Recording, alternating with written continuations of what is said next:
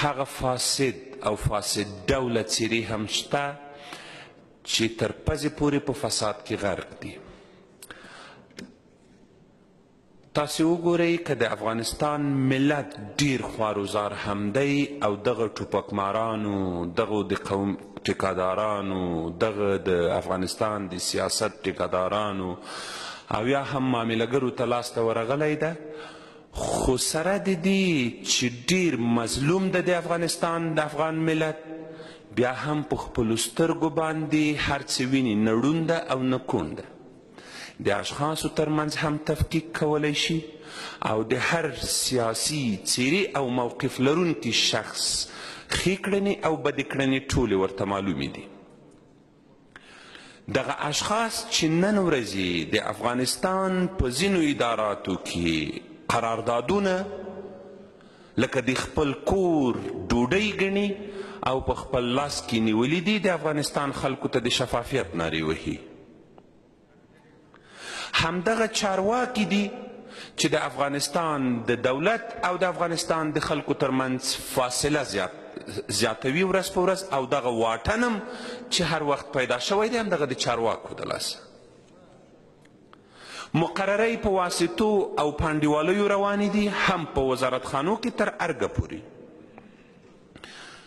ټول په شناخت دي، څوک د وزیر زوی دی قنصل لیږل کیږي، څوک د وکیل زوی دی قنصل لیږل کیږي، څوک د سیاسي څیرې زوی دی دریم اول او څلورم سکرټر لیږل کیږي خارجي سفارتونو ته.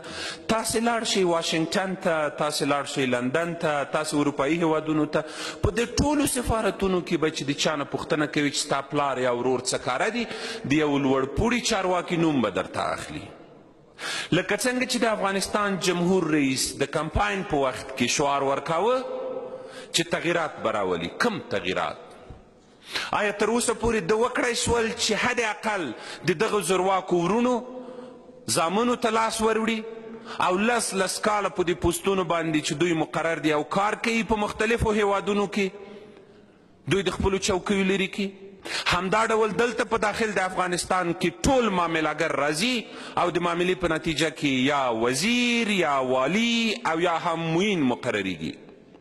ای کاش کې د دوی علمیت او استعداد په نظر کې نیول کېدلی.